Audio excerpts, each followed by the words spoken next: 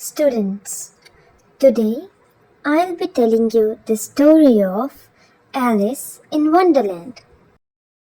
It was a warm summer day.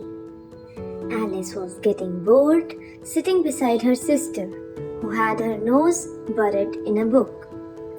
Suddenly, a white rabbit with pink eyes ran past her shouting, Oh dear, I'm late. "A talking rabbit?" wondered Alice. The white rabbit pulled a watch out of his pocket to check the time. He shook his head and then disappeared down a rabbit's hole.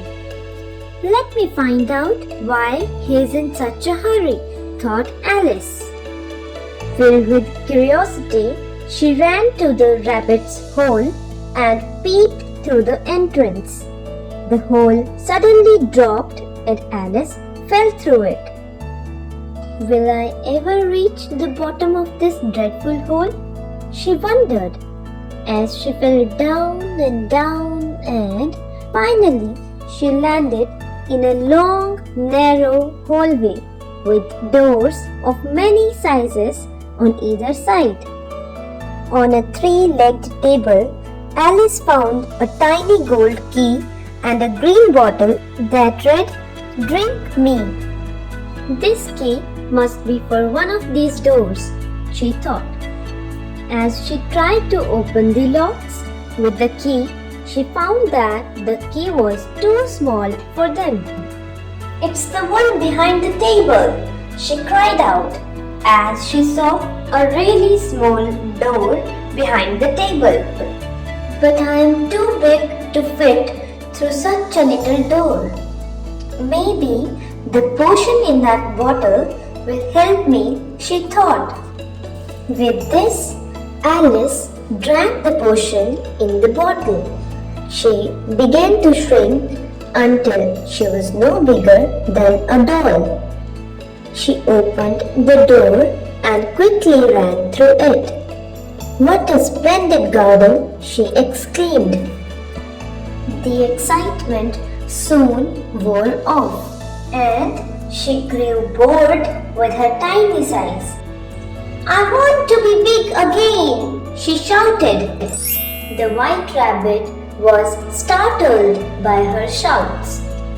Mistaking her for his maid, he ordered, Go to my cottage and fetch my gloves and fan. Alice was confused by his behavior, but she decided to go to the cottage. "Maybe I'll find something in the cottage to help me," she thought hopefully. A piece of chocolate cake was kept on a table by the doorway. Next to the cake was a note that read, "Eat me." "I am so hungry," Alice said as she quickly ate the cake. "I am feeling strange. Oh no, I have grown larger than this house," she cried. Why are you blocking the door? Give me my fan and gloves. Shouted the white rabbit as he tried to enter the cottage. As Alice picked up the fan and gloves, she began to shrink and shrink. "Oh, will I ever get back to my right size?" Alice cried. As she went looking for help, she saw a green caterpillar dressed in a pink jacket. He was sitting on the top of a large mushroom, smoking a bubble pipe. One side makes you big, the other side makes you small. He said to Alice before slithering away. "One side of what will make me big?" Alice asked. The mushroom, silly. He answered. Alice ate a piece of the mushroom. "Thank goodness, I'm growing," she cried out. After she had grown the right size, she didn't know where to go. She wondered, which way should I go? That path leads to the Mad Hatter, and the other leads to the March Hare, said a voice. Alice turned to find a smiling Cheshire cat sitting on a tree branch. I'll see you later at the Queen's Croquet game, he said before disappearing behind the leafy branches.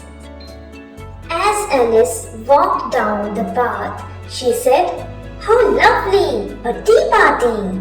There is no room for you, shouted the Mad Hatter when he saw her coming.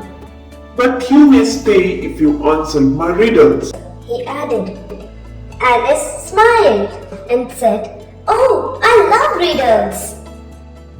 After answering several riddles, Alice became confused. "Every time I answer, you ask another question," she said to the Mad Hatter. That's because I don't know any answers. The Mad Hatter giggled. Busy trying to wake up the Dormouse, the March Hare ignored her. Alice left the tea party and continued to walk further. She soon found herself in the middle of a field where the Queen of Hearts was playing croquet.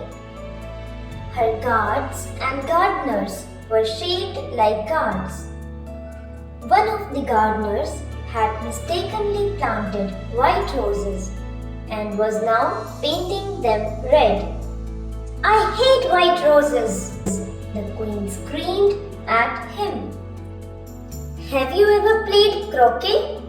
the Queen asked Alice. "Yes," Alice replied, "but I have never used a flamingo or a hedgehog."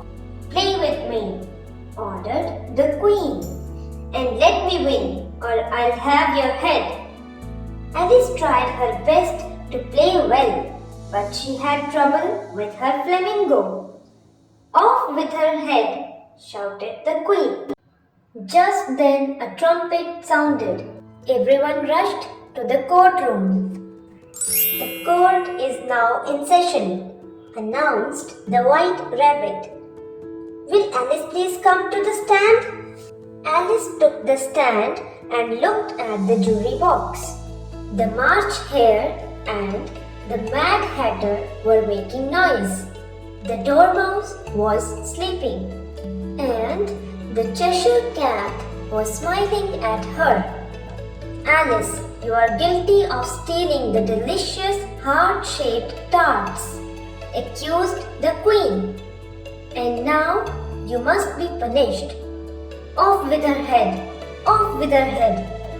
"How silly!" replied Alice. "I do not have the slightest idea what you are talking about. I was only playing croquet." Alice felt someone touch her shoulders. "Wake up, Alice. You have been sleeping for too long," said her sister softly. "I had a strange dream," said Alice. She told her sister about the White Rabbit, the Mad Hatter's tea party, the Queen of Hearts, and the trial. Her sister laughed at her dream and started reading again. As Alice stretched, she saw a little white rabbit with pink eyes scurrying behind the tree. Thanks for watching.